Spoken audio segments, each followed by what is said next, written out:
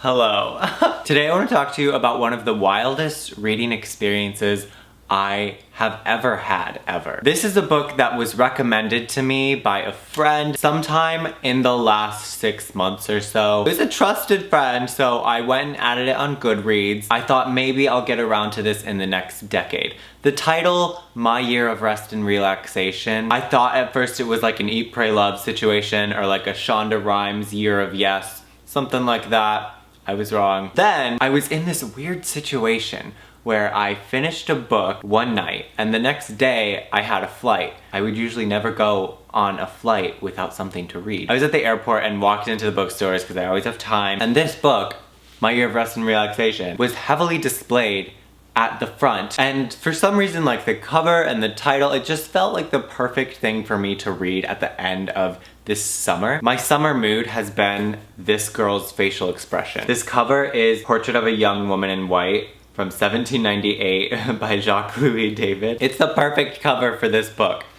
I started reading it on the plane. I devoured the first 100 pages of this book, and now I have to talk to you about it. I have to tell you things. Before I get too far into it, if you're new here, my name is Tiernan. I talk about books. Take a quick moment, please, to give this video a thumbs up. Subscribe if you're interested, and there's also the Twitter and the Instagram. Good vibes over there. So find me on the internet. This book, My Year of Rest and Relaxation, is one that I will think about endlessly for a very long time and probably recommend to a lot of people at parties like 4 glasses of wine in. The main character is absolutely absurd. The narrator does not have a name. She's this beautiful young woman in her mid to late 20s living on the Upper East Side in New York. She has this apartment. Both of her parents have recently died. She has one best friend who she actually hates. She goes down to the bodega and gets 2 cups of coffee every day.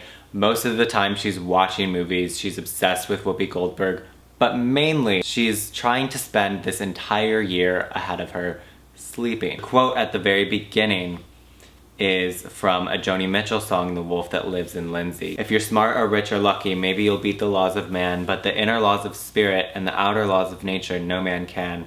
No man can. Going into it, I was like, ooh, this is about to be really heavy. I think it said a lot about depression and someone's mental state during a time where that was actually really not a conversation. This is pre 9/11. It starts in 2000 and the book ends in 2001. Self-care is not what the narrator thought she was doing. Absurd is absolutely the right way to do it. This book was optioned for film. I don't think anyone would dare touch this and try to adapt it unless they had a brilliant vision for it, and I think there's room for that. I can't see what it would be yet. When the main character spends most of the time sleeping, it's like, how do you write almost 300 pages of that book?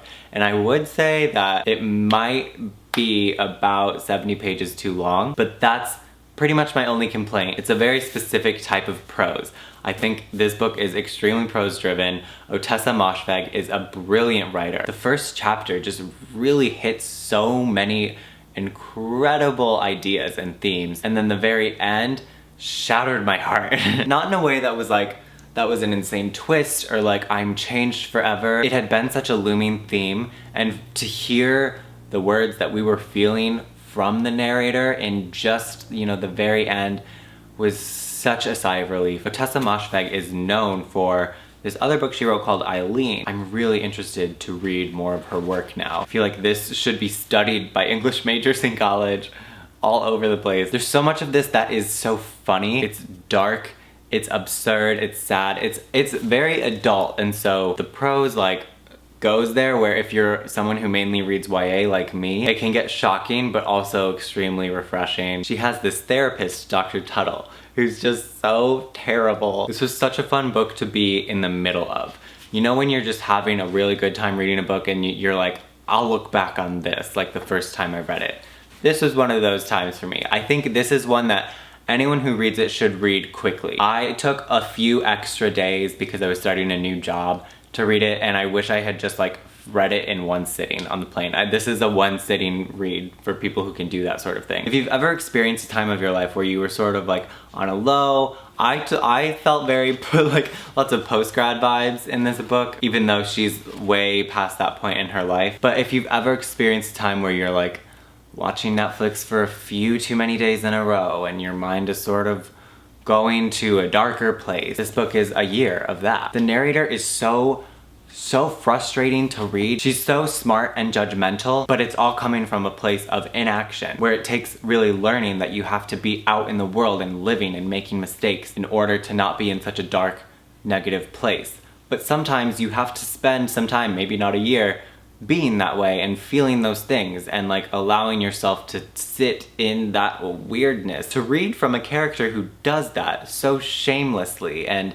so extravagantly is wild. It made perfect sense that she did not have a name. She was trying to erase herself from the world and from her past and from herself. She was in so much pain and so honest about everything that acknowledging her pain just seemed useless. Even just the title is so funny, like it's my year of rest and relaxation. As if there's something scholarly about doing that. Because she says it out loud, like to her friend, like it's my year of rest and relaxation. Like once my year of rest and relaxation is over. Just like an Emily Dickinson vibe. This book is like a masterclass on detail and specificity. I ended up giving it 4 stars. I really wish I could have given it 5. There was just parts of it where I wanted to like skip a couple pages, got very centered on like specific pills and I don't know. I was waiting for a big event to happen and it's great that it didn't. Like I probably would have had problems with whatever that would have been, but I wanted it to keep moving. But that's not gonna stop me ever from recommending this book. It's really something else. Those are my thoughts on My Year of Rest and Relaxation by Ottessa Moshfegh. Highly recommend this book. If you've read it, I would really love to discuss. I'm dying to talk about it with some people. Thanks so much for watching. My name is Tiernan. Have a great rest of your week. I'll see you next time. Goodbye!